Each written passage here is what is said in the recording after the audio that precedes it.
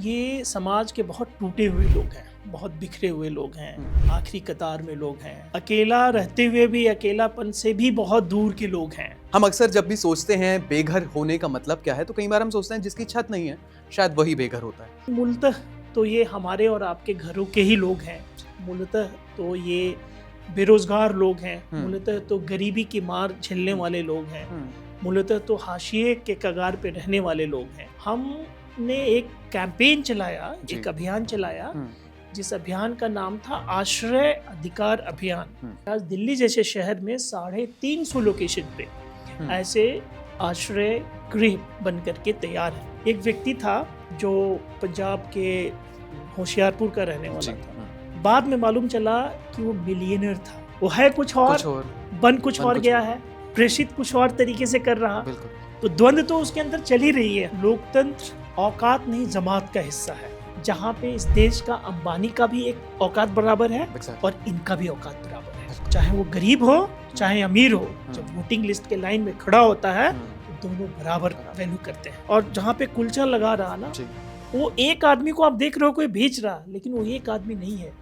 उस ठेले में कुलचे में पूरा परिवार की आकांक्षा है। अभी हम लोगों के ऊपर एक झूठा आरोप लगा दिया गया, हमारे ऑर्गेनाइजेशन, हमारे 3-4 लोगों के ऊपर। हम लोग अभी 3 साल केस लड़ करके बाहर निकल करके आए। हम लोगों ने 4 चीफ मिनिस्टर्स को देख लिया, ठीक है ना, बदल गए। लेकिन अगर पॉलिसी इंटैक्ट रहेगी तो चीफ मिनिस्टर कोई भी रहे, सिस्टम चलता रहेगा। नमस्कार, आपका बहुत स्वागत है आज के इस खास पॉडकास्ट में और मैं हूं आपके साथ आयुष जी गुप्ता। आई होप आप सभी बहुत अच्छे होंगे। Happy new year once again. And आज हम बात करेंगे दिल्ली के बेघर लोगों की अनसुनी कहानियों के बारे में। हम अक्सर जब भी सोचते हैं बेघर होने का मतलब क्या है, तो कई बार हम सोचते हैं जिसकी छत नहीं है शायद वही बेघर होता है। लेकिन कहानी कुछ और होती है। असल कहानी में बेघर होने का क्या मतलब होता है से लेकर हम उन कहानियों की बात करेंगे जिनको सुनने के बाद शायद आप भी आज इमोशनल हो जाएं। बहुत इमोशनल पॉडकास्ट है, लेकिन कहीं ना कहीं एक इंस्पिरेशनल मैसेज आपको जरूर मिलेगा। आज हमारे साथ स्टूडियो में जो गेस्ट मौजूद हैं, आश्रय अधिकार अभियान के वो को फाउंडर हैं। We have doctor Sanjay Kumar here in the studio. आज उनसे बात करेंगे बेघर होने का मतलब क्या है, उनके एनजीओ के बारे में बात करेंगे, उन्होंने अभी तक की जो जर्नी जी है, कई दशक जो दिए हैं इस देश में, और उनका क्या विजन है इस देश को लेकर और बेघर लोगों को लेकर। So thank you so much sir podcast पे आने के लिए। कैसे हैं आप? मैं बहुत अच्छा हूं और बहुत शुक्रिया आपका कि आपने हमें आज आमंत्रित किया अपने इस स्टूडियो में। जी सर, दिल्ली के जो बेघर लोग हैं, जिन्हें घर नहीं मिला, जिन्हें आश्रय नहीं मिला, आप उनको क्या घर दिला रहे हैं या आप उनको जीने का रास्ता सिखा रहे हैं? बहुत सही क्वेश्चन है कि मूलतः ये कौन लोग हैं, सबसे पहले ये जानना चाहिए हमें, है ना। तो ये समाज के बहुत टूटे हुए लोग हैं, बहुत बिखरे हुए लोग हैं, आखिरी कतार में लोग हैं, अकेला रहते हुए भी अकेलापन से भी बहुत दूर के लोग हैं। और शहर में एक ऐसे आकांक्षा को लेके आते हैं जो आकांक्षाएं इनके ऊपर या तो प्रकृति द्वारा लाद दी जाती है या परिवार द्वारा लाद दी जाती है। तो उसी आकांक्षाओं को पूरा करने के लिए जीवन की आस में, जिंदगी की तलाश में शहर में आते हैं। और दिल्ली जैसे शहर में तो खैर ये बहुत बड़े पैमाने पे लोग हैं जी। और इसका जो नेचर ऑफ होमलेसनेस है दिल्ली जैसे शहर में, ये थोड़ा डिफरेंट है अगर बाकी और शहरों के मुकाबला करें। तो हम बात करेंगे आगे जैसे जैसे हमारा एक कार्यक्रम बढ़ेगा। लेकिन मूलतः तो ये हमारे और आपके घरों के ही लोग हैं, मूलतः तो ये बेरोजगार लोग हैं, मूलतः तो गरीबी की मार झेलने वाले लोग हैं, मूलतः तो हाशिए के कगार पे रहने वाले लोग हैं और टूटे हुए हैं, मन से भी टूटे हैं और तमाम तरीके की चीज़ों से टूटे हुए हैं। तो मुझे ऐसा लगता है कि इनको घर का अधिकार तो खैर होना चाहिए, हमारे संविधान कहता है, और हम घर नहीं दिलाते हैं। हमने एक कैंपेन चलाया, एक अभियान चलाया जिस अभियान का नाम था आश्रय अधिकार अभियान, शेल्टर राइट कैंपेन। मतलब कि हर वो व्यक्ति जो निराश्रित है, हर वो व्यक्ति शहर में किसी भी कारण से है, लेकिन वो यहाँ आकर के अगर उसके सर पे छत नहीं है, वो किसी पार्क में है, किसी फुटपाथ पे है, किसी रेलवे स्टेशन पे है, किसी बस स्टेशन पे है, किसी मेट्रो शेड के नीचे है, तो कहीं ना कहीं वो बेघर है, कहीं ना कहीं उसके पास कोई घर नहीं है। तो उस व्यक्ति को कम से कम एक शेल्टर का बेसिक राइट्स दिलाया जाए। और ये हम ही नहीं कहते हैं, ये पूरे भारतवर्ष और विदेशों में भी ग्लोबल लेवल पे यूएन ने 1987 में एक बहुत डेडिकेटेड वर्ष मनाया जाता है यूएन में। तो 1987 में उन्होंने right to shelter for homeless का डेडिकेट किया, ठीक है, कि हर वो व्यक्ति जो इस तरीके से निराश्रित है उसे बेसिक राइट के तौर पे ये शेल्टर का राइट है, कम से कम जिंदगी तो जीने दो उसे, उसकी राइट है। तो आर्टिकल 21 भी हमारा ये कहता है कि right to life and liberty. तो right to life and liberty के तहत ऐसे लोगों को हम लोग शेल्टर के माध्यम से जोड़ने का काम करते हैं। ठीक है, कोशिश करते हैं अपनी क्षमता के अनुसार कि कैसे उन तमाम लोगों को अधिकार के तौर पे तब्दील किया जाए और तब्दीली के बाद से उन्हें शेल्टर तक लेकर के जाया जाए।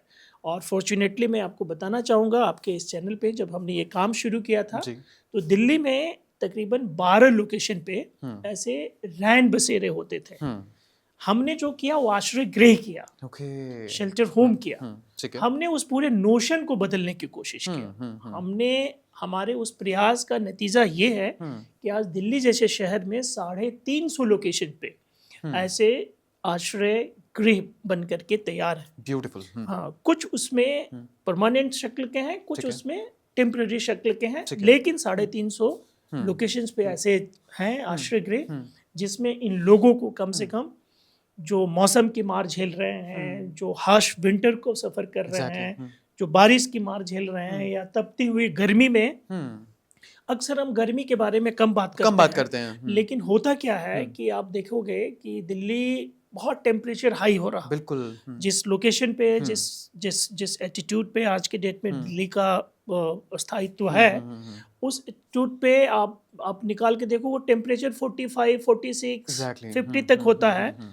तो धरती भी तब जाती है कि अगर कोई बेघर आदमी सड़क पे है तो धरती पे कैसे सोएगा। तो धरती का शीतल होने का वो इंतजार करता है, और सुबह जाकर के 4 बजे 5 बजे जब वो शीतल होती है तो थोड़े देर के लिए लेटता है। तो ऐसे भी हालात हैं दिल्ली शहर में।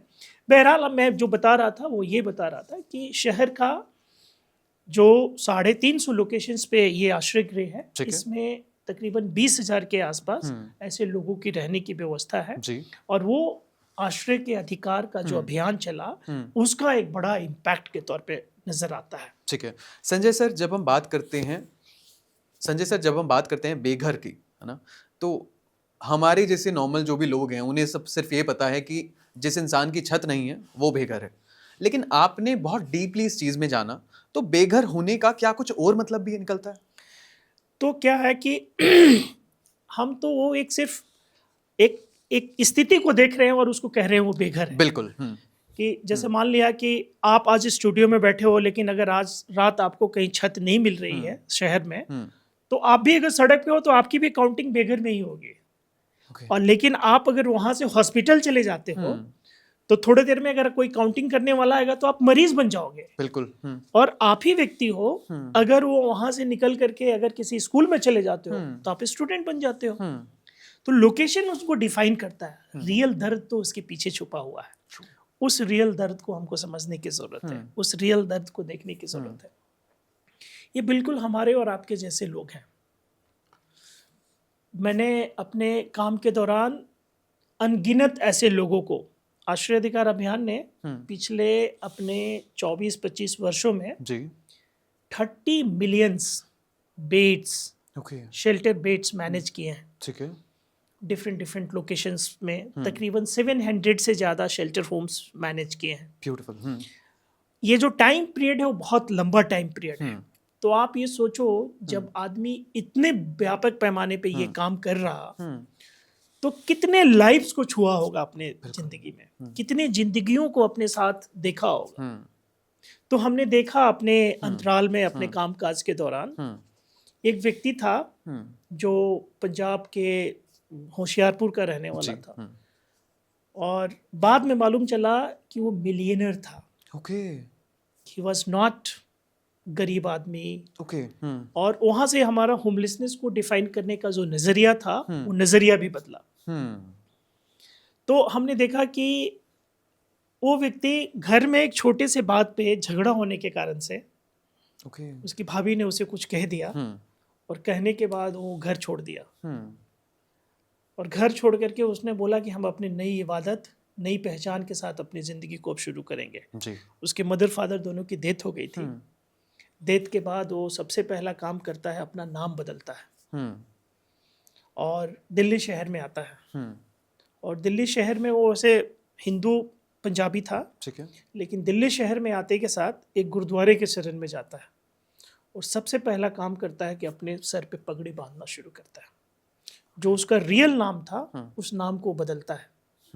नाम को बदलने के बाद, जैसे हमारी एक टीम है, बहुत मजबूत टीम, तो हम लोग अक्सर वैसे टूटे हुए लोगों के बीच में शाम में पहुंचते हैं, घूमते हैं सड़कों पे, स्ट्रीट कॉन्टेक्ट्स पे जाते हैं, लोगों से राफ्ता करते हैं, बातचीत करने की कोशिश करते हैं, उनके साथ कनेक्ट करने की कोशिश करते हैं, उनके एकाकीपन को दूर करने की कोशिश करते हैं, उनके बीच में विश्वास को जोड़ने की कोशिश करते हैं, उनके आस्था को अर्जित करने की कोशिश करते हैं, ताकि वो व्यक्ति हम पे अगर विश्वास करेगा तभी वो फिर से अपने पैरों पे खड़ा होकर के आगे बढ़ने की कोशिश करेगा। तो इसी तरीके का एक कार्यक्रम था जिसमें तकरीबन 24 साल पहले हम लोग उनके साथ, उस व्यक्ति के साथ इंटरेक्ट किए, बातचीत किए। उन्हें हमारे बातचीत में बहुत विश्वास और आस्था दिखा और उस ट्रस्ट के बल पे वो चल के हमारे शेल्टर होम आए। फिर अगला कड़ी हमारी शुरू होती है। उस अगली कड़ी में हम लोग उनके साथ और मजबूती के साथ जुड़े और उनको ऑफर दिया कि आप हमारे साथ एज ए वॉलेंटियर काम करो। पहले से ही बेचारा टूटा हुआ है, घर छोटा हुआ है, रोज द्वंद में जिंदगी जी रहा, वो है कुछ और बन कुछ और गया है, प्रेषित कुछ और तरीके से कर रहा। तो द्वंद तो उसके अंदर चल ही रही है हमेशा। उसकी जो जिंदगी में संघर्ष है वो तो निरंतर जारी है। लेकिन वो हमारे सामने अपने आप को प्रिटेंड करता, छुपाता है कि नहीं मैं यही हूँ, मैं सिंह ही हूँ। फिर उसको हमने धीरे धीरे मौका दिया और उसकी आदतें, उसका डिसिप्लिन, उसका, चूँकि बहुत अच्छे घर से था जी, और फिर वो मजबूती के साथ जुड़ता रहा। फिर हमारे साथ वो मैनेजर के तौर पे काम करना शुरू किया। और हम लोग, हमारे काम का एक बहुत अभिन्न हिस्सा ये भी है कि हम सर्वाइवर्स को ही, जो रियल प्रभावित लोग हैं, उनको ही खड़ा करते हैं, उनको ही अपने साथ जोड़ते हैं और अपने टीम का हिस्सा बनाते हैं। 99.9% से ज़्यादा लोग ऐसे हैं जो उसी समुदाय के लोग हैं, जो हमारे साथ खड़े होकर के कंधे से कंधे मिला करके इस आवाज़ को आवाज़ देते हैं। तो हमने उनको भी ये मौका दिया। ठीक है। मौका देने के बाद जहाँ जहाँ हो सकता था, कभी मुंबई जा रहे हैं, कभी कहीं जा रहे हैं, और he became a team leader. Very good. And started handling most critical cases. और चूंकि उसी जगह से आए थे तो बाकी लोगों के बीच में एक प्रेरणा के स्रोत भी थे कि देखो भाई, ये जब ऐसे हो सकते हैं तो बाकी और लोग भी तो ठीक हो सकते हैं। तो फिर क्या होता है कि जाने लगते हैं। और बहुत सारा हमारा पिछले 25 साल में कोई भी फोटोग्राफ ऐसा नहीं है जो उनके बगैर हो। Very good. पीछे हमेशा रहना, साथ में खड़ा रहना। तो मेरा सेनापति ही था वो बेसिकली। तो आप, और ये बात मैं इसलिए भी बता रहा हूँ कि आप सोचो, जब मिलियंस लोगों के बीच में आदमी काम किया होगा, कितनी बड़ी टीम की जरूरत रही होगी, और कितने मुश्किलात का सामना करना पड़ा होगा, और कितने कठिनाई के दौर को रोजाना के स्तर पे हम लोग झेलते रहे होंगे। ये काम करना इतना आसान नहीं है। बिल्कुल बिल्कुल बिल्कुल। आपको एक चीज और बताऊं कि बुरा काम करना शायद थोड़ा आसान है, लेकिन अच्छा काम करना ज्यादा मुश्किल है। हर कदम पे आप लोगों के नजर में हो। खैर, तो उस व्यक्ति का ये रहा। चलते चलते चलते 25 साल कब गुजर गए पता भी नहीं चला। और न जाने कितने मंचों पे, जंतर मंतर से लेकर के तमाम जगह पे उसकी आवाज गूंजती रही। पिछले साल अचानक ही कार्डियक अरेस्ट में उनकी डेथ हो गई। डेथ के बाद जब हम लोगों ने खंगालना शुरू किया, रियल सेंस में, हम लोगों को बताते नहीं थे, सिर्फ उन्होंने ये बताया कि मेरी सिस्टर है, ये है। सोचो, सच्चाई कुछ और दिमाग में है, उसको रोक रहे हैं। Very tough. और उसको रोकने के बाद से फिर आगे वो बढ़ रहे हैं। रोज जब वो कमरे में प्रवेश करता था तभी वो सच्चा होता था। कमरे से बाहर निकलते के साथ उसकी पहचान दूसरी थी, उसका संघर्ष दूसरा था, उसकी सोच दूसरी थी, उसकी ख्वाहिशें दूसरी थी। और उस संघर्षों का निरंतर सिलसिला 25 वर्षों तक चलता रहा उसके साथ। लेकिन फॉर्चुनेट रहा कि हम लोग जैसे आश्रय अधिकार अभियान के साथ वो जुड़ा रहा और हम लोगों का बहुत मजबूत संबल और साथ उनके साथ रहा। ठीक है।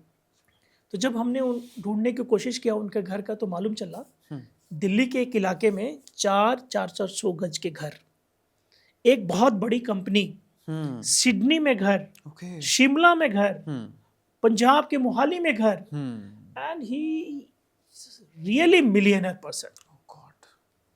तो जब ऐसे व्यक्तियों को आप सहारा दे रहे हो, ऐसे व्यक्तियों के सानिध्य में साथ लेके चल रहे हो, तो आप कैसे कह सकते हो कि होमलेसनेस सिर्फ गरीबी है? होमलेसनेस सिर्फ गरीबी ही नहीं है, होमलेसनेस इस टूटे हुए रिश्तों की भी एक तामील है। और हर इंडिविजुअल में एक ऐसी दर्दनाक कहानी छुपी हुई है। और वैसे ही बिखरे हुए लोगों को रोज सहारा दे करके उनके संबल को, उनको नायक बनाने के लिए हम संघर्ष करते हैं। तो आप कहोगे कि हम क्या करते हैं, तो उसमें ये अंतहीन सिलसिला है हमारा, लोगों के साथ, टूटे हुए लोगों के साथ। हर पल वो हारता है आदमी, लेकिन हर पल उसको खड़ा करके फिर से जिंदगी को तलाश में, जिंदगी के साथ खड़ा करने की कोशिश करते हैं। ठीक है, तो ये हमारा व्याख्या है। संजय सर, हाल फिलहाल में देश ने आज़ादी का अमृत महोत्सव बनाया, पूरे देश को गर्व भी है, मनना भी चाहिए। लेकिन इन लोगों की जो आपने बात करी, इन लोगों को आज़ाद फील होता होगा इस देश में? 75 साल से ज़्यादा हो गए। तो क्या है कि इसको भी थोड़ा डीप में जाके समझने की ज़रूरत है जी। हम एक तरफ तो कहते हैं लोकतंत्र औकात नहीं जमात का हिस्सा है,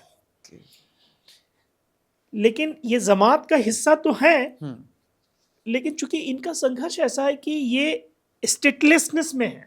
ट्रू। अब जहां से वो निकल के चल रहे हैं, हो सकता है वहां वोटर हो सकता है वहां उनकी पहचान हो, लेकिन जब माइग्रेशन करके शहर में तलाश में जब वो आ रहे हैं, रास्ते में ही सब कुछ उनका खो जाता है।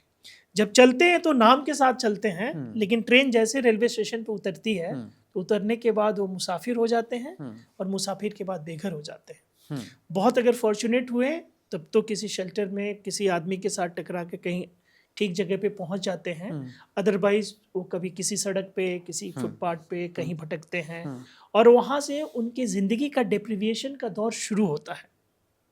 और किसी व्यक्ति को अगर आपको इंडिकेट करना है, उसको अंकित करना है, तो यही वो जगह है जहाँ पे आप देखोगे।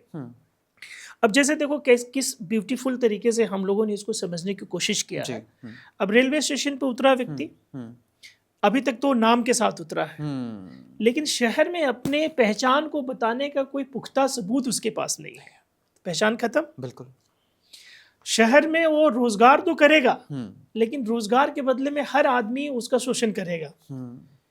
काम कुछ और करेगा, काम के बदले में उसको धन नहीं मिलेगा। अब वो इतने लिमिटेड धन में बिना पहचान का कौन से घर में जाकर के उसे कौन लोग घर देने वाला है? कोई व्यक्ति क्या उसे कहीं पे अपना किराए का भी घर देंगे? शायद नहीं। तो क्या करेगा? वो कभी किसी फुटपाथ पे जाएगा, कभी किसी रैन बसेरे में या आश्रय गृह में जाएगा, कभी मंदिर के प्रांगण में जाएगा, और हर जगह उसकी स्थिति बदलती जाएगी। तो जैसे मान लेते हैं कि वो व्यक्ति उतरने के बाद आया, पहचान नहीं है, तो जब पहचान नहीं है तो वो गवर्नमेंट के किसी गजेट में नहीं इंडिकेट होगा। तो जब वो गजेट में इंडिकेट नहीं होगा और वोटिंग पार्टिसिपेशन का हिस्सा नहीं होगा, तो ना कोई सरकार सोचेगी उसके बारे में, ना कोई और लोग सोचेगा, क्योंकि ये डेटा का अभाव रहेगा हमेशा से। फॉर्चुनेटली हम लोगों ने 2 सेंसस, भारत का जनसंख्या जो होता है 2001 का, 2011 का, दोनों में हम लोगों ने, हमारी संस्था ने बहुत प्रमुख भूमिका निभाई, और इनका एक फिगर निकाला देश भर में। ऐसा माना जाता है कि 2.25 करोड़ के आसपास शहर पूरे भारतवर्ष में ऐसे लोग हैं जो कि मेथोडोलॉजी बहुत चैलेंज करने वाली है, किस तरीके से उन्होंने किया है। अदरवाइज अगर हम इंटरनेशनल लेवल पे बात करें, तो इंटरनेशनल लेवल पे ये होता है कि जो शहरी आबादी होती है, वो शहरी आबादी का 1% जो जनसंख्या होता है इन लोगों के लिए होता है। तो जब ये सरकारी किसी डेटा में, चाहे वो जनसंख्या आयोग में, चाहे वो ये सरकार की किसी अन्य पॉलिसी में, तब तक शामिल नहीं होंगे जब तक वो वोटिंग लिस्ट का हिस्सा नहीं होंगे। जब तक वेलफेयर नेशन में कहीं वो रिफ्लेक्ट नहीं होंगे। एग्जैक्टली। तो रिफ्लेक्ट तभी हो पाएंगे ठीक है। जब उनकी काउंटिंग की जाएगी। तो जैसे हम काउंटिंग करना शुरू करेंगे तब उनके बारे में हम, जैसे ये काम में भी हमने 2004 में ऐसे बहुत सारे लोगों का, जो लोग सड़क के किनारे हैं, हिंदुस्तान में पैदा हुए हैं, हमारा संविधान कहता है कि हर वो व्यक्ति जो भारतवर्ष में है और मानसिक रूप से ठीक है, पैदा हुआ है, he can be part of election franchises, उसका प्रतिनिधित्व कर सकता है। और जैसे एक बार वो लोग प्रतिनिधित्व करना शुरू करते हैं तो गवर्नमेंट भी उनके लिए सोचती है, छोटे छोटे चीज में ही सही। जैसे दिल्ली में इतने आश्रय गृहों का जो निर्माण हुआ और बड़े पैमाने पे व्यापकता से बढ़ा, तो उसके पीछे ये कारण था कि हम लोगों ने बहुत मजबूत एडवोकेसी किया और इनको वोटिंग लिस्ट का हिस्सा बना दिया। और ये वही जगह है जहाँ पे इस देश का अंबानी का भी एक औकात बराबर है और इनका भी औकात बराबर है। चाहे वो गरीब हो चाहे अमीर हो, जब वोटिंग लिस्ट के लाइन में खड़ा होता है तो दोनों बराबर वैल्यू करते हैं। अदरवाइज तो देश में बहुत ज्यादा विविधता है। देश का जो नैरेटिव है, वो नैरेटिव में तो ये है कि भाई अंबानी, भाई रईस, भाई फलाना और कहाँ होमलेस, लेकिन वोट देने जाएगा तो दोनों बराबर आएगा। तो ये एडवोकेसी करके हम लोगों ने इसके साथ जोड़ा। लेकिन मुझे लगता है ये बहुत कम है, अभी बहुत व्यापकता के साथ बहुत काम करने की जरूरत है और गवर्नमेंट को अपने एजेंडा का हिस्सा बनाने की जरूरत है। और गवर्नमेंट को सिर्फ ये समझने की जरूरत नहीं है कि ये निरीह लोग हैं। गवर्नमेंट को इसके पीछे झांकने की जरूरत है कि homelessness is not just a rooflessness, it's much much beyond. उसके पीछे की जो दर्द, कहानी, पीड़ा और जो स्वरूप है उसको देख करके देने की जरूरत है। मैं अक्सर अपने लेक्चर्स में अपने स्टूडेंट्स लोगों को ये बताता हूँ कि ये ग्लोबल इशू भी है। अमेरिका में एक डेटा कहता है कि अमेरिका के 8 presidential candidate some point of time homeless रहे हैं। तो ये डोर स्टेप है, किसी भी व्यक्ति के जीवन का एक सफर का एक हिस्सा है। कोई भी व्यक्ति कभी भी होमलेस हो सकता है। हमारे पास हजारों अनगिनत ऐसी कहानियां हैं जिसमें top class fashion designer France में एक लेडी पंजाब की आई और जब तक आई हिंदुस्तान तब तक वो ठीक थी, लेकिन घर में कुछ ऐसा हुआ, she lost her mental balanced and she became homeless. हम लोगों ने उनको रेस्क्यू किया, ने शेल्टर रखा, उस पर काम किया और ठीक कर दिया। वैसे ही बहुत सारे लोग, अभी आगरा में एक व्यक्ति LLM, आगरा कोर्ट में प्रैक्टिस करने वाला व्यक्ति, बड़े भाई ने उसके साथ कुछ धोखा कर दिया। धोखा करने के बाद उसका मन इतना टूटा कि वो घर छोड़ दिया। घर छोड़ने के बाद वो शहर में आया। शहर में आने के बाद वो अपने उस गम को भुलाने के लिए शराब में चला गया। और एक बार जब आप नशे में चले जाते हो तो ये निरंतर बढ़ता चला जाता है। जब निरंतर ये बढ़ता चला जाता है तो बढ़ते हुए शक्ल में आप अप नहीं करते हो और डाउन होते हो, रोज टूटते हो, रोज और बिखरते हो। तो कभी किसी दुकान के सामने, कभी किसी दुकान के सामने, कभी किसी दुकान के सामने। तो जब वो आया तो वकील था। आने के बाद रोजगार की तलाश किया, उसे कहीं पेंटिंग शेंटिंग का कुछ काम मिला। दिन भर उसको 500-700 जो रुपए मिलते थे, वो रुपए के साथ वो अपना खाना खाता था और कुछ रुपए को लेके पॉकेट में सो जाता था। तो कभी कोई लॉ इन्फोर्समेंट एजेंसी आके बोलती थे क्या किया, पैसा निकाल, वो छीन के चली जाती थी। कभी उनके पीयर्स ग्रुप जो उनके साथ में सोता था, उसको नशा चाहिए तो उसको कभी मार के, कभी ये करके उससे पैसे छीन लेता था। तो इस डिप्रिविएशन से बचने के लिए वो 500 का दारू पीना शुरू कर दिया और 50 रुपए का खाना खाना शुरू कर दिया। तो उससे उसकी मेंटल बैलेंस और खराब होता गया। अब वो अभी तक तो होमलेस था, होमलेस लेबरर्स बना, होमलेस लेबरर से वो फिर आगे बढ़ा तो फिर वो मेंटल हेल्थ का मरीज हो गया। मेंटल हेल्थ के मरीज के बाद फाइनली वो लैंडेड होता है एक ऐसे मंदिर के सामने, जिस मंदिर के सामने वो हाथ पसारे भिखारी बना हुआ खड़ा हो जाता है। अब वहाँ पे हम लोगों के साथ उस व्यक्ति के इंटरेक्शन होता है। हम लोग उसे लेके आते हैं। लेके आने के बाद उसे पूरा उसका मेक ओवर करते हैं, साफ सुथरा करके उसको फिर एक मोटिवेशन काउंसलिंग सेशंस होते हैं और जीवन में जो उसके सपने मर गए हैं उन सपनों को फिर से जगाने की कोशिश करते हैं, उसके माइंड का जो कंडीशनिंग हो जाता है उस कंडीशनिंग को डी कंडीशन करने की कोशिश करते हैं, नए ग्रामर नए स्किल्स को भरने की कोशिश करते हैं और उसके एजुकेशनल क्वालिफिकेशन और उसके पसंद के अनुसार उसको फिर खड़ा करते हैं कि आप बताओ आप क्या करना चाहते हो। तो फिर जब इस तरीके की बातचीत आती है फिर मालूम चलता है कि अरे वो व्यक्ति तो बेघर हम बेशक देख रहे हैं लेकिन है नहीं, कहानी कुछ और है। उस कहानी को समझने की कोशिश करो और फिर उसको उस कहानी के ध्यान में रखते हुए उसको आदर देना, उसका सम्मान देना, उसको खड़ा करना और फिर खड़ा करने के बाद फिर एक बार ऐसा होता है कि वो व्यक्ति फिर से अपने उसी डोमेन में वापस आता है और फिर वो अपने जिंदगी के सपने को एक नए सिरे से शुरू करता है। तो क्रमशः ये टूटने बिखरने और बिखर कर फिर संवरने की प्रक्रिया है। तो इस प्रक्रिया को हमको समझना है, तो इस प्रक्रिया को वही व्यक्ति समझ पाएगा जो डीप रूटेड इसके न्यूएंसेस को समझता है, इसके ग्रामर को समझता है, इसके गैप्स को समझता है, इसके चैलेंजेस को समझता है। तो उसको हम लोगों ने जिया है। बेसिकली ये बहुत मुश्किल काम है। इस काम को पैसे से कोई नहीं खरीद सकता है। ये काम एक प्रकार का नशा भी है।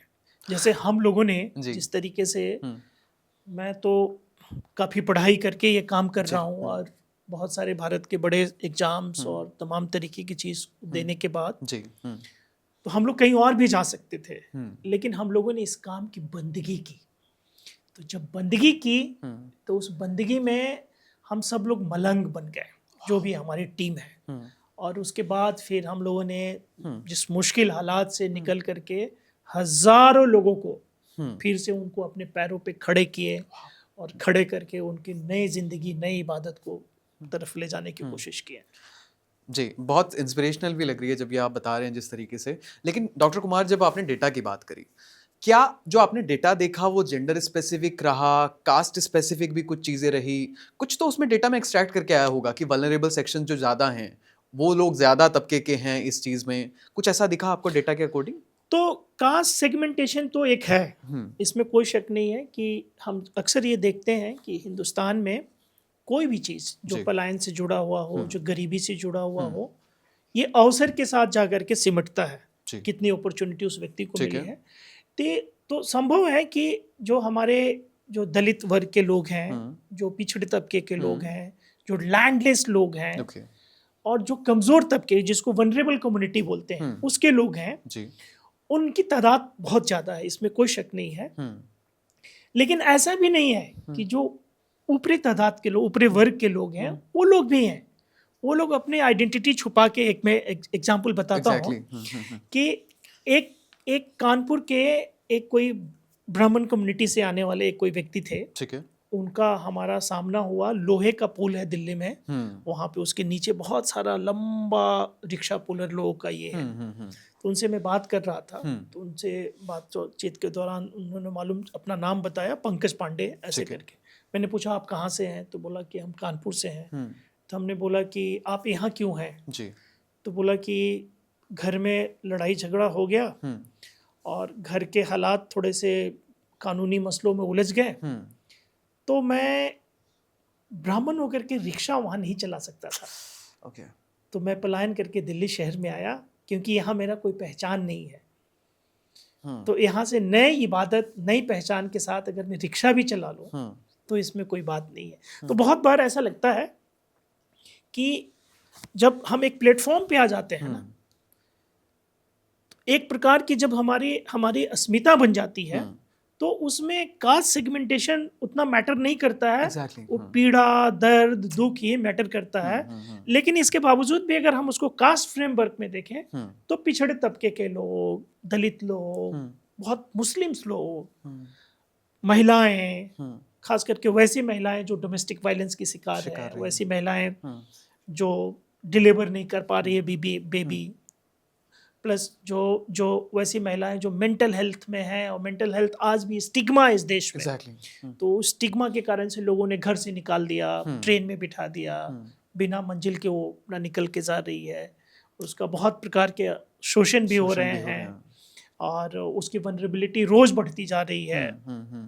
तो ऐसे लोग भी हैं, लेकिन लार्जली जो नॉर्थ इंडिया में हम देखेंगे कि जो पलायन है, जो इस प्रकार के लोगों का जमात है, तो ज़्यादातर वैसे लोग हैं जो व्यक्तिगत रूप से अपने घर और परिवार की आकांक्षाओं को व्यक्त करने के लिए, पूरा करने के लिए शहर में आते हैं। जैसे आप देखते होंगे अक्सर किसी ठेले पे कोई कुलचा वाला छोला बेच रहा है, वो भी होमलेस है, तो जो उसका बड़ा सा जिसमें वो छोले बेच रहा है ना, और जहाँ पे कुलचा लगा रहा ना, वो एक आदमी को आप देख रहे हो कोई बेच रहा, लेकिन वो एक आदमी नहीं है, उस ठेले में कुलचे में पूरा परिवार की आकांक्षा है। बिल्कुल। उसके पीछे जो 6 लोग बैठे हुए हैं उसके प्रदर्शन के ऊपर निर्भर कर रहे हैं। ठीक है।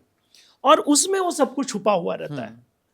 तो ऐसे लोगों की तादाद शहर में ज्यादा है, चाहे वो शहर का गंदगी उठाने के लिए हो, कूड़े बिनने के लिए हो, रिक्शा चलाने के लिए हो, रिक्शा पूल करने के लिए हो, या फिर ठेले पे इस तरीके के काम करने के लिए हो। तो इस प्रकार के लोग लार्जली शहर में हैं, जो अपने साथ अपने दुख, दर्द, पीड़ा, आकांक्षा सब कुछ को समेट करके लेकर के आते हैं। क्योंकि शहर अपने आप में आकर्षण का एक ऐसा केंद्र है, और ये पुख्ता तरीके से आपको इंश्योर भी करता है कि आप यहाँ आओगे तो आपकी गरीबी शायद शहर पचा ले। इस शहर का अवसर इतना ज़्यादा है शहरों में कि वो किसी न किसी रोल में कहीं ना कहीं वो फिट हो जाते हैं। जैसे एक दिन मैं अभी आज़ादपुर के सब्जी मंडी में गया था, बहुत कम रेट मिलता है, एक बार में 60-60 किलो का बोरा इसके करके जा रहे हैं, 20 रुपया 25 रुपया एक बोरे को ले जाने के लिए कर रहे हैं लोग। लेकिन वैसा भी काम मौजूद है, जो कोई स्किल्ड आदमी नहीं है, लेकिन घर में रोटी नहीं है, तो रोटी की तलाश करते हुए लोग आते हैं। और शहर उनके इन छोटी छोटी आकांक्षाओं को भी बेशक कहीं शोषण में देख करके, कहीं बेशोषण में देख करके, लेकिन उसे एक स्थान देता है। इस शहर में 4 लाख रिक्शे वाले हैं दिल्ली शहर में, मेट्रो से आपके घर तक लेकर के जा रहे हैं। तो कहीं ना कहीं रिक्शे वाले अगर हैं शहर में, तो ऐसे हालत में शहर को उनके श्रम की जरूरत तो है, तभी तो जी रहे हैं वो। बिल्कुल। जो डिमांड है, उस डिमांड की सप्लाई अपने श्रम से वो कर रहे हैं, तभी तो है ना। लेकिन मुश्किल काम है। अच्छा, उनको भी अब चुनौतीपूर्ण तरीके से गुजरना पड़ रहा है, क्योंकि अब हर जगह बैटरी रिक्शा है। तो जो साइकिल वाले रिक्शे थे, पैडल वाले रिक्शे थे, जिसमें श्रम लगा हुआ था, जिसमें तकनीक की जरूरत नहीं थी, अब वो भी चुनौतीपूर्ण स्टेज में पहुंच गया है। ठीक है डॉक्टर कुमार, अब बात करते हैं चैलेंजेस की। आश्रय अधिकार अभियान में आपको क्या क्या चैलेंजेस शुरुआती रहे, और हाल फिलहाल में आप क्या क्या चैलेंजेस फेस कर रहे हैं? तो जैसे आपको लगता है कि कोई भी काम करने के लिए आपको एक तो टीम चाहिए जी, और टीम को सस्टेन करने के लिए आपके पास धनराशि चाहिए। That's true. अब जिस प्रकार से प्राइवेटाइजेशन और ग्लोबलाइजेशन का इम्पैक्ट आया है हमारे घरों में जी, और महंगाई जिस प्रकार के हो गई है, हर रिश्ते में ही प्राइवेटाइजेशन घुस गया है। That's true. हर रिश्ते में ही कैपिटलिज्म घुस गया है। तो रिश्तों में कितनी खनक होगी वो आपके पॉकेट से निर्धारित हो रहा है। बिल्कुल। तो वहाँ इस प्रकार के जज्बे का बहुत सम्मान नहीं है। जहाँ मोबाइल की क्वालिटी और घर के स्तर से व्यक्ति का पूरा व्यक्तित्व पहचाना जा रहा हो, वहाँ पे अगर आप इस प्रकार के काम में हैं, लोग क्या कहेंगे। जैसे मुझे भी बहुत सारे दोस्त लोग, जब मुझे ह्यूमिलेट करना होता है, तो कहते हैं हाँ संजय बड़ा काम कर रहा है, कंबल बांट रहा है। ओके हाँ संजय बड़ा काम कर रहा हाँ, कुछ किया नहीं, उसके पास कुछ नहीं। क्योंकि लार्जली इस काम में क्या है कि आप चारों तरफ से एक ऐसे अनशील्ड, अनगाइडेड व्यक्ति हो जिसमें कोई भी पत्थर चलेगा तो आपको लगना ही लगना है। तो आपके पास चुनौती सबसे पहले ये है कि आपको अपने वर्ग के लिए काम करना है। दूसरी चुनौती ये है कि आपको इस प्रकार से काम करना है कि कोई आपके ऊपर किसी प्रकार का आरोप न लगाए। बिल्कुल। अगर आपने एक मारुति ऑल्टो भी खरीद लिया तो 10 तरीके के लोग आपके ऊपर आरोप लगा रहे हैं। अगर आपने कहीं किसी किराए के घर में, अच्छे किराए के घर में चले गए तो लोग आरोप लगा रहे हैं। तो हर स्तर पे आपको परीक्षा देना पड़ता है। पहली बात तो ये बहुत है। ठीक है। अब आप करोगे कैसे इसको? तो जो पैशन आपका है, जरूरी नहीं हो वही पैशन उनका भी हो, वही पैशन उनका भी हो। ये तो मेरा पैशन है ना जी। वही पैशन मेरे बच्चों का भी नहीं होगा, है ना। मैं बस में भी चला जाता हूँ बहुत बार मतलब ज़िंदगी को डिफरेंट डायरेक्शन में जीने की भी कोशिश करते हैं जी। लेकिन वो तो मेरा चॉइस था। आपके साथ जुड़े हुए आपकी पत्नी है, आपके बच्चे हैं, आपका परिवार है, उनका चॉइस नहीं है। तो ये जो बैलेंसिंग है ये बहुत चैलेंजिंग है। और कोई भी ऑर्गेनाइजेशन जो इतना 25-30 वर्षों से काम कर रहा तो बहुत त्याग के बाद ही वो ये काम कर पाया होगा। जी। तो वो त्याग वाले लोग बहुत कम मिलते हैं आपके टीम में जी। तो वो बहुत बड़ा चैलेंज है। ठीक है। तीसरा चैलेंज ये है कि जिस तरीके का अब जैसे हमारे क्षेत्र में क्या है कि दो प्रमुख तरीके से हम चल पाते हैं। एक तो कुछ व्यक्तिगत रूप से लोग इस काम को बहुत सपोर्ट करते हैं तो वो लोग कुछ फंडिंग करते हैं, ठीक है, कुछ डोनेट करते हैं। कुछ बड़ी फंडिंग एजेंसीज हमारे काम, हमारे प्रतिबद्धता, हमारे कमिटमेंट, हमारे इम्पैक्ट के साथ जुड़े रहती है तो कुछ लोग वहाँ से बहुत ये करते हैं। ठीक है। कुछ गवर्नमेंट इंस्टीट्यूशंस होते हैं जहाँ पे गैप रहने के कारण से गवर्नमेंट उस काम को नहीं करती है तो वो भी ग्रांट के शक्ल में हमें कुछ सपोर्ट करते हैं। ठीक है। लेकिन अब हर जगह का अपना अलग ग्रामर है। डेफिनेटली। और अगर आप कुछ डिफरेंट ग्रामर के व्यक्ति हुए और आपका ग्रामर उनके ग्रामर के साथ मैच नहीं किया तो शायद आप टिक नहीं पाओगे, चल नहीं पाओगे। तो ये सारा सामना हमें करना पड़ रहा, अभी भी करना पड़ रहा और मुश्किल है ये। और बहुत बड़ी चुनौती जो है जिसको मैं बताना चाहूँगा वो ये है कि जब आप अच्छा काम करने चलते हो ना, बेशक वो काम ना हो कोई दिक्कत नहीं है, किसी को कोई परेशानी नहीं है, लेकिन आप अगर रिमार्केबिलिटी के साथ उसको एस्टेब्लिश करते चले जाते हो हर आदमी के आंख में प्रॉब्लम होने लगता है। अभी हम लोग एक बहुत मुश्किल दौर से निकले हैं। अभी हमारे हमने हर अपने सेगमेंट में, जैसे मैंने बताया, बेघरता तो सिर्फ एक स्थिति है लेकिन उसके पीछे बहुत सारा कारण है जी। तो उन कारणों को करते हुए हम सॉल्यूशन पे काम करते हैं। जैसे भिक्षावृत्ति है तो भिक्षावृत्ति का एक कारण है जी। लेकिन उस कारण को हम अगर तरीके से देखें तो निवारण भी है। बिल्कुल। हम 100% निवारण नहीं कर सकते हैं लेकिन हम मैनेज कर सकते हैं उसको। उसी प्रकार से होमलेसनेस है, वो निरंतर चला आ रहा और चलता रहेगा लेकिन हम उसको मैनेज कर सकते हैं। जैसे मेंटल हेल्थ है, निरंतरता के साथ चलता रहा, चलते रहेगा लेकिन हम उसको मैनेज कर सकते हैं, एक गाइड कर सकते हैं। और यही कोई भी वेलफेयर स्टेट, कोई भी नेशन इसी प्रकार से काम करता है, चाहे यूएस हो चाहे कोई और है। एक समस्या है, समस्या को हल करने के लिए हमने एक सिस्टम क्रिएट कर दिया और सिस्टम के तहत समस्याएं हल होती चली जाती है। ठीक है। तो हमने इस सिचुएशन पे काम किया, हमने एक्सीलेंट काम किया। मैं अपने मन से भी बोल सकता हूँ, थोड़ा इतना लिबर्टी ले सकता हूँ। हाँ जी प्लीज। तो देखो, एक व्यक्ति जो भीख मांग रहा है, जो भिक्षावृत्ति में है, जो इस तरीके के एक्ट में है, उस व्यक्ति को संवार के, सिखा के, फिर से उस डोमेन से निकाल के उसको खड़ा करके नॉर्मल इंसान बना दे रहे हैं। ठीक है। तो एक स्किल है ये। एग्जैक्टली। और प्रतिबद्धता भी है और ये दक्षता भी है और कौशल भी है। उसी प्रकार से एक व्यक्ति जो मानसिक रूप से बीमार है, गवर्नमेंट के पास तो सिस्टम नहीं है कि वो सड़क का व्यक्ति या मानसिक रूप से जो वहां पहुंच गया व्यक्ति उसको ठीक करे। उसको हम सिस्टम के तहत ला करके, संवार के, ठीक करके उसको खड़ा कर दे रहे हैं, उसको घर पहुंचा दे रहे हैं। तो जब ये काम आता है तो इसका इम्पैक्ट भी पड़ता है। तो जैसे इम्पैक्ट पड़ता है तो आप ही के साथ के कुछ साथी लोगों को अच्छा नहीं लगता है। वो लोग आपके ऊपर आरोप लगाते हैं, विभिन्न प्रकार से आपको घेरने की कोशिश करते हैं।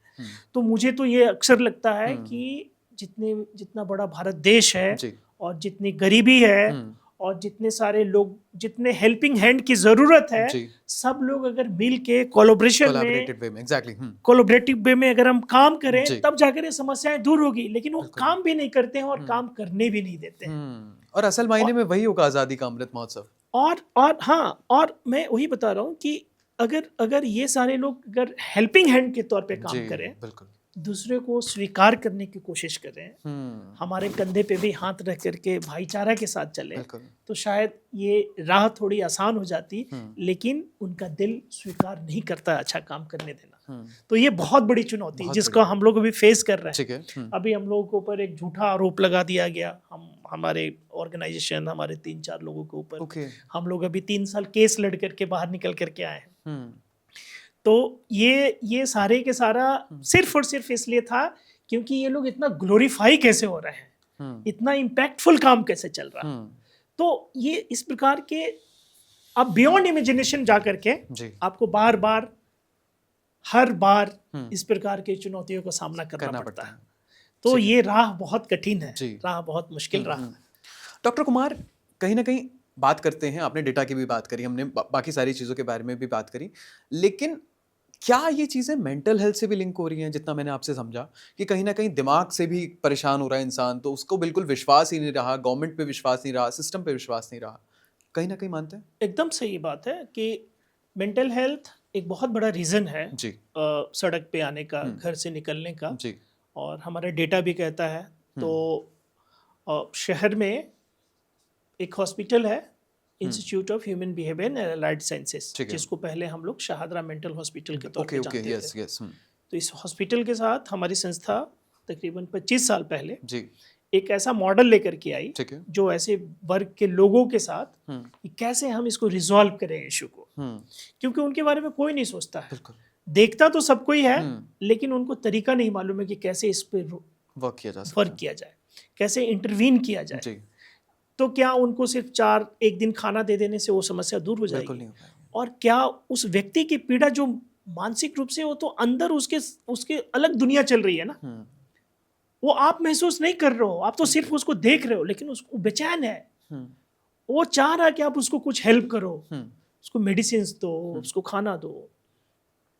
तो बहुत बार अभी हिंदुस्तान में थोड़ा थोड़ा सा जो स्टिग्माइजेशन था, जो इसके साथ स्टिग्मा जुड़ा हुआ था, पागल हो गया है, पागल है, पागल की दवाई खा रहे हैं, तो वो अब दूर हुआ है थोड़ा थोड़ा, बहुत थोड़ा।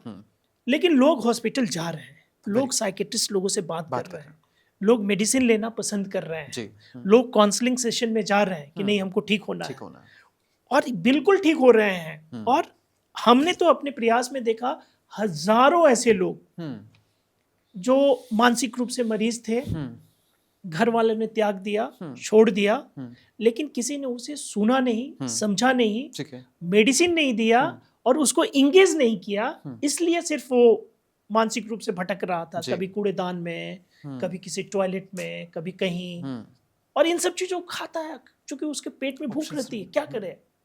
बिल्कुल। बहुत बार तो हम लोगों ने ऐसे ऐसे लोगों को देखा कि अपना टॉयलेट और अपना ये खाते हुए, और फिर हम वहाँ से उन्हें रेस्क्यू करके लेके जाते हैं, उनको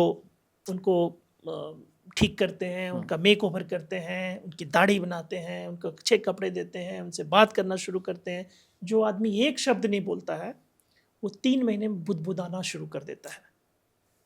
अच्छे डाइट और अच्छे खाना के बाद उसकी मेमोरीज वापस आने लगती है। वो अपना घर का पता बताता है, उस पता बताने के बाद हम उसके घर को फोन करते हैं, लोकल पुलिस स्टेशन को फोन करते हैं कि भाई तुम्हारा एक व्यक्ति जो यहाँ से भटक के यहाँ आ गया है, आने के बाद उसको हम लोगों ने ऐसे ऐसे किया है, लो इससे फोन से बात करो। बात करने के बाद बहुत बार 99% केसेस में वो लोग उनको तलाश करते हुए वहाँ आते हैं। और आने के बाद वो अपने भाई को देख के एकदम दोनों रो रहे हैं, दोनों एक दूसरे को मिलते हैं, मिला करके लेकर के घर चले जाते हैं। बहुत सारे केसेस में हम खुद अपने टीम के साथ ऐसे ठीक हुए लोगों को लेकर के, कभी असम, कभी आंध्र प्रदेश, कभी जयपुर, कभी झज्जर, तमाम तरीके के लोगों को, सिर्फ उसमें दिक्कत ये थी कि ना परिवार, ना सरकार, ना कोई और, वो 3-4 महीने का जो टाइम है, क्वालिटी टाइम उनके साथ देने को तैयार नहीं है। हमने उनको देखा, मोबिलाइज किया, शेल्टर लेके आए, मेक ओवर किया, दवाइयाँ दिया, खाना दिया, उसको इंगेज किए, and perfectly all right, very good. तो ये इंटरवेंशन है, और ये बहुत ज़रूरत है। 2 इंटरवेंशन की ज़रूरत है। एक इंटरवेंशन की ज़रूरत ये है कि ऐसे केसेस में हम सबसे पहले उसको रेस्क्यू करके एक अच्छे जगह ले जाएं। बिल्कुल। दूसरा ज़रूरत है उसको हम अच्छा मेडिसिन और अच्छे खाने के साथ जोड़ें। बिल्कुल। बाकी चीज़ें धीरे धीरे अपने से हो जाएगी। और फिर इसमें सिविल सोसाइटी का रोल है, उसके परिवार का रोल है, पुलिस का रोल है, उसको ठीक करके उसको घर ले जाया जा सकता है। तो ये मैनेजेबल बीमारी है, और होमलेसनेस का एक बहुत बड़ा रीज़न है। और रीज़न इसलिए नहीं है क्योंकि हम इंटरवीन कर रहे हैं तो चीज़ें ठीक हो रही है, इंटरवीन नहीं कर रहे हैं, ये बड़ा रीज़न है। इंटरवीन करने की जरूरत है। डॉक्टर कुमार, आपने इन चीज़ों के बारे में बात करी, आप एज ए सिविल सोसाइटी काम कर रहे हैं, which is very good, but आपको नहीं लगता कि सरकार की रिस्पॉन्सिबिलिटी आपसे थोड़ी ज़्यादा है? सरकार को जो काम करना चाहिए था कहीं ना कहीं करना चाहिए था, लेकिन सरकार क्या कर रही है, FCRA ले आती है, आप पे और प्रतिबंध लगा देती है फंडिंग से रिलेटेड। तो क्या सरकार गलत कर रही है और क्या सरकार अच्छा कर रही है? मुझे लगता है कि जो गैप है सरकार के बीच में, वो गैप ये है कि जो हमारे ब्यूरोक्रेटिक सिस्टम है, ठीक है, उस ब्यूरोक्रेटिक सिस्टम वही सिस्टम है जो अस्थायित्व के साथ काम करता है। नेता आज आते हैं, चीफ मिनिस्टर कोई रहता है, कल कोई और रहता है, परसों कोई और रहता है। जैसे दिल्ली में हम लोगों ने 4 चीफ मिनिस्टर्स को देख लिया, ठीक है ना, बदल गए। लेकिन अगर पॉलिसी इंटैक्ट रहेगी तो चीफ मिनिस्टर कोई भी रहे, सिस्टम चलता रहेगा। तो सिस्टम चलाने वाला ब्यूरोक्रेसी है।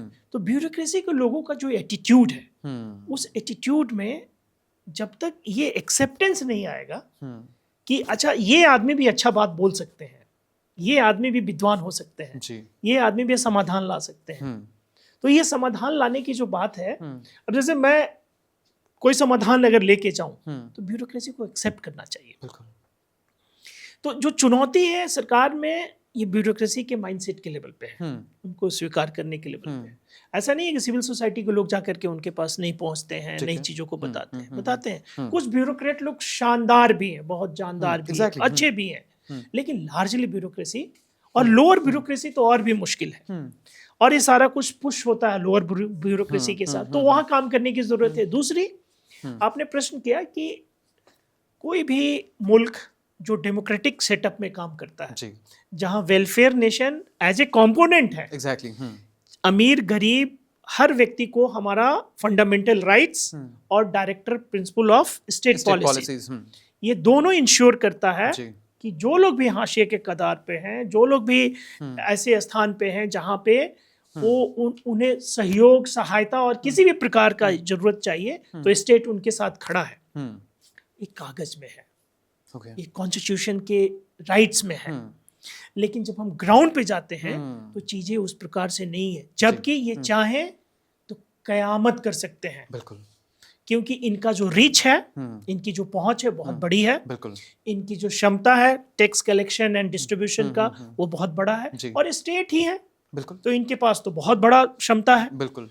तो इनकी क्षमता और इनका सामर्थ्य दोनों एक इंडिविजुअल सिविल सोसाइटी से बहुत बड़ा है, लेकिन इन्हें कोलैबोरेशन मोड में भी इन्हें भी काम करने की जरूरत है। कई बार ये माना जाता है कि ब्यूरोक्रेसी के पास बहुत काम है और नेताओं के पास बहुत काम है, उनका एजेंडा बहुत लंबा है। उस एजेंडे में इस तरीके के इशू को भी पुश करने की जरूरत है कि ऐसे लोग भी हैं जिन्हें सजाया, संवारा और फिर से खड़ा किया जा सकता है। ठीक है doctor Kumar, Zelerio media and communication आपके एनजीओ की किस तरीके से हेल्प करता है? तो वो लोग हमें डिजिटली प्रमोट करने की कोशिश करते हैं, हमारे काम को आगे बढ़ाने की कोशिश करते हैं, और कोशिश करते हैं कि हम विभिन्न मंचों पे जा करके अपने बात को इस प्रकार से रखें, तो उसका फैसिलिटेशन और इस प्रकार के काम के साथ वो जुड़े हुए हैं। जी डॉक्टर कुमार, अभी दिल्ली में सरकार बदली है, चीफ मिनिस्टर रेखा गुप्ता। अगर मैं बात करूं इनकी ओवरऑल पर्सनालिटी की, या बीजेपी सरकार की, दिल्ली में भी सरकार अब बीजेपी की हो गई है, केंद्र में भी बीजेपी की सरकार है, तो ज़्यादा अच्छे से काम हो जाना चाहिए था। आप कोलैबोरेशन वे में बात कर रहे हैं, तो क्या कुछ फ़ायदा हुआ है, कुछ चेंजेस आए हैं अभी हाल फिलहाल में? तो मुझे लगता है अभी ये लोग अपने मसलों में, अभी तो बहुत नया कम समय हुआ है इनको बने हुए, तो हम लोग भी इनको रीच करेंगे और रीच करके एक ऐसी बुनियादी जो गैप्स हैं उस गैप को रेखांकित करके उनको बताने की कोशिश करेंगे कि जो मुद्दे हैं वो मुद्दे को सॉल्व किया जा सकता है। जरूरत है प्रयास करने की, एक ईमानदार प्रयास करने की, इंटरवीन करने की, और इंटरवीन को सरकार के स्तर पे स्वीकार करने की। ठीक है, तो ये सारी प्रक्रियाएं अभी होगी, धीरे धीरे होगी। ठीक है, और हम उम्मीद करते हैं कि अच्छा सहयोग मिलना चाहिए चीफ मिनिस्टर की तरफ से। बीजेपी सरकार और प्रधानमंत्री मोदी साहब कहते हैं कि हमने कई करोड़ों लोगों को प्रधानमंत्री आवास योजना अर्बन के तहत घर दिलाया। आप मानते हैं कि सरकार ने काम अच्छे किए हैं पिछले 11-12 साल में? तो मुझे ऐसा लगता है कि मैं जिस वर्ग के साथ काम कर रहा हूँ अभी यहाँ बहुत गैप है। ठीक है, हाँ, तो इन वर्गों में मैं तो किसी को नहीं जानता हूँ कि किसी को घर मिला है अभी। तो अगर ऐसे लोगों के साथ भी जो बेघर लोग हैं और पीढ़ियों से बेघर हैं, जी। सड़क पे ही उनका गुजर बसर हो रहा, तो मुझे नहीं लगता कि अभी ये लोग उस वाले एम्बिट में आए हैं। बिल्कुल। हाँ, तो अभी यहाँ सरकार को पहुँच की ज़रूरत है। ठीक है, आप अपने एनजीओ को आने वाले 10 साल में कहाँ देखते हैं? राइट, ये बहुत अच्छा क्वेश्चन है। तो जैसे मैं अभी अगले साल 50 साल का हो जाऊंगा जी। तो मुझे ऐसा लगता है कि मैं अगले 10 साल में अपने आप के साथ ही जोड़ के उसको देखता हूँ। तो आज से 24 साल पहले जब हमने इस काम के साथ शुरुआत किया था, तो मैं बहुत यंग था, विश्वविद्यालय से पढ़ाई करके निकला था और सिविल सर्विसेज और तमाम तरीके की चीज़ में हम लोग जुड़े हुए थे। तो उस समय बहुत जोश था, उस जोश में हमें प्रयोग करने के बहुत अनगिनत मौके दिए और हमने उन प्रयोगों को, जैसे होमलेस आइडेंटिटी पे हमने काम किया, शेल्टर को इतना विस्तार के साथ काम किया, मेंटल हेल्थ का इशू लेके आए, बेगिंग का सॉल्यूशंस लेके आए, बहुत सारे जो सड़क के बच्चे थे उनको कैसे मेन स्ट्रीम एजुकेशन के साथ जोड़ा जाए और उनको खड़ा करके कैसे विदेश देश पहुंचाया जाए। जैसे हजारों बच्चे हमारे बाहर हैं आज के डेट में, बड़े बड़े पोजीशंस पे काम कर रहे हैं, जिनको हम लोगों ने छू करके ठीक किया है। ठीक है। तो मुझे ऐसा लगता है कि एक कंपोनेंट ऐसा है कि अब जैसे डॉक्टर संजय तो एक ही है, तो हमें हजार ऐसे लोग बनाने की जरूरत है जो पढ़ाई की विविधता, कौशल और ज्ञान के साथ साथ प्रयोग को भी, जैसे हम एक शब्द पढ़ाते हैं evidence based practice, successful evidence based practice. तो जो कुछ हमने अर्जित किया है ग्राउंड के विश्वविद्यालय से, सड़क और फुटपाथ जैसे विश्वविद्यालय से, उनको बहुत सारे लोगों तक पहुंचाएं, एक बहुत बड़ा ट्रेनिंग इंस्टीट्यूट के तौर पे अपने आप को एस्टैब्लिश करें जी, ताकि हजारों लोग ऐसे ट्रेंड हो। आज हमारे इंस्टीट्यूट में केरल से लोग आकर के पढ़ के जाते हैं महीना, हमारे यहाँ IIM के बच्चे आते हैं, हमारे यहाँ IIFT के बच्चे महीने दिन आकर के सीख के जा रहे हैं। हमारे यहाँ यंग जो सिविल सर्वेंट हैं, जिनको अर्बनाइजेशन पे काम करना है, माइग्रेशन पे काम करना है, होमलेसनेस पे काम करना है, वो सारे सीख के जा रहे हैं। तो इसको एक तो बड़े स्तर पे हम इंस्टीट्यूशनलाइज करना चाहेंगे, दूसरा ये करना चाहेंगे कि भारतवर्ष के अन्य शहरों में भी जिस मुस्तैदी, जिस शिद्दत और जिस व्यापकता के साथ दिल्ली शहर में ये काम हुआ है, इसको और रेप्लिकेट किया जाए ताकि बाकी शहरों तक भी बाकी शहरों तक और जाए, क्योंकि ये और बढ़ने वाला है, ये घटने वाला नहीं है। जैसे रूरल इकॉनमी हमारी कमजोर होगी, रूरल लैंड इकॉनमी कमजोर होगी, लोग फिर से रोजगार की तलाश में शहरों की तरफ आएंगे और ये स्थिति बढ़ेगी। तो हम मैनेजेबल स्थिति में चीजों को हल करने के लिए वैसे सिस्टम बना कर रखें ताकि अगर कोई बीमारी आए तो हम उसको हल कर लें। बिल्कुल। जैसे हम लोगों ने कोविड में, हमारे पास इतना बड़ा सिस्टम था कि हम लोगों ने लाखों लाख लोगों को रोजाना के स्तर पे मदद किया। सड़क पे हम 3 लोगों की गाड़ियां दिखती थी, या तो फायर ब्रिगेड की गाड़ी थी, या तो जल पहुंचाने वाले जल बोर्ड की गाड़ी थी, या तो हमारी गाड़ियां अलग अलग जगह पे खाना बांट रही है, लोगों को रेस्क्यू कर रही है, सिलेंडर पहुंचा रही है, ऐसे कर रही है, ये गाड़ियां थी, या पुलिस की गाड़ियां थी। हम लोग इतना ही लोग सड़क पे दिखते थे जब सारे लोग घर के अंदर थे। उसका हमारे 2 यंग लोग कोरोना से डेथ, 28 ईयर्स 30 ईयर्स। तो बहुत शहादत के आधार पे, जो भी आज मैं बात आपके सामने कर रहे हैं, बहुत सारे लोगों के शहादत के आधार पे ये कैंपेन खड़ा कर पाए हैं। डॉक्टर कुमार, हम बात करते हैं डेमोग्राफिक डिविडेंड की, हम बात करते हैं युवाओं की, कहते हैं देश युवाओं का है। अगर आपको इन देश के युवा को कुछ कहना है, आप प्लीज़ कैमरे में देख के अगर कुछ कह पाएँ उनको, और कोई मैसेज आप दे पाएँ तो मुझे लगता है कि देश के युवा लोग, हम लोग यहाँ से IIT करते हैं, IIM करते हैं, अमेरिका चले जाते हैं, एलन मस्क की कंपनी में जाते हैं, स्टीव जॉब्स की कंपनी में जाते हैं, इतना दिमाग लेकर के जाते हैं वहाँ पे, और उनको रोज़ दिन दूना रात चौगनी तरक्की कराते हैं अपने इससे। समाज का ये जो वर्ग है, तो जितना आप वहाँ जाके कोशिश करते हो, अगर उसका 10% भी समाज के जो वंचित वर्ग के लोग हैं, समाज का ये तबका है जिसको आज के डेट में लोग एंटरप्रेन्योरशिप कह रहे हैं, अगर इस तबके में अगर आकर के आप काम करते हो तो उससे ज़्यादा बड़े ऊंचाई पे आप यहाँ से जा सकते हो और ज़्यादा दिलों में बस सकते हो, ज़्यादा सुकून, ज़्यादा आनंद की स्थिति आपके मन में आ सकती है। तो मुझे लगता है हमने तो यही चूज किया। मैं PhD हूँ और देश विदेश के बहुत सारे विश्वविद्यालय में पढ़ाता हूँ। मेरे पास भी बहुत सारे अवसर रहे हैं, लेकिन हमने डिलिबरेटली ये चूज किया कि हमें इस वर्ग के साथ, ऐसे लोगों के साथ जो टूटे हुए लोग हैं, जो बिखरे हुए लोग हैं, जिनकी सिसकियाँ कोई नहीं सुनता है, उन सिसकियों को कैसे उनके चेहरे पे हंसी, चेहरे पे मुस्कान और कॉन्फिडेंस का संबल दे करके खड़ा कर सके। तो वैसे लोगों के साथ आप भी आ सकते हो, और आपके लिए अपॉर्चुनिटी, महान बनने के लिए कोई कंपटीशन नहीं है। यही एक क्षेत्र है जिसमें आप कंपटीशन विहीन हो, लेकिन अगर आप आईएएस भी बनना चाहते हो और क्लर्क भी बनना चाहते हो तो आपको कंपटीशन देना पड़ेगा। तो ये क्षेत्र खुला हुआ है, आइए, हाथ मिलाइए और कुछ अद्भुत करके जाइए। एक ही ज़िंदगी मिली है, जाना सबको है, तो जाने से पहले कुछ ऐसे जाया जाए कि कभी नहीं जाया जाए। यही कहना चाहेंगे। Beautiful beautiful, thank you so much doctor Kumar आने के लिए पॉडकास्ट पे। और ये जो आप कर रहे हैं ना, सही में अगर कहते हैं ना कि सुकून मिलता है, अच्छा लगता है। Doctor Kumar, thank you so much for coming to the studio. आज हमारी ऑडियंस को बहुत बहुत सारी चीज़ों के बारे में जानने को मिला है। डेफिनेटली हमें सिर्फ लगा था कि बेघर होने का मतलब यही है कि जिसकी छत नहीं है वो बेघर है, लेकिन आपने मेंटल हेल्थ से जोड़ा, आपने जेंडर स्पेसिफिक चीज़ें भी बताई कि विमेन को सेक्सुअल वायलेंस का भी शिकार होना पड़ता है, और कहीं ना कहीं मेंटल हेल्थ को लेके भी हमने बात करी। तो मैं चाहूँगा कि आप दोबारा से आएँ, बात करें इस बारे में और फिर से खुल के बात हो। कोविड वाली चीज़ें भी हमारी थोड़ी सी रह गई, हम जानना चाहेंगे कि कोविड में आपने किस तरीके से मदद करी। सो आई थिंक इनफ डिस्कशन हुआ, और बहुत सारे मैसेज आप लेके जाएंगे डेफिनेटली इस पॉडकास्ट को देखने के बाद। So this is me once again, thank you so much doctor Kumar. So this is me Ayush D Gupta signing off, और अपना बहुत ख्याल रखिए और प्लीज ध्यान रखें।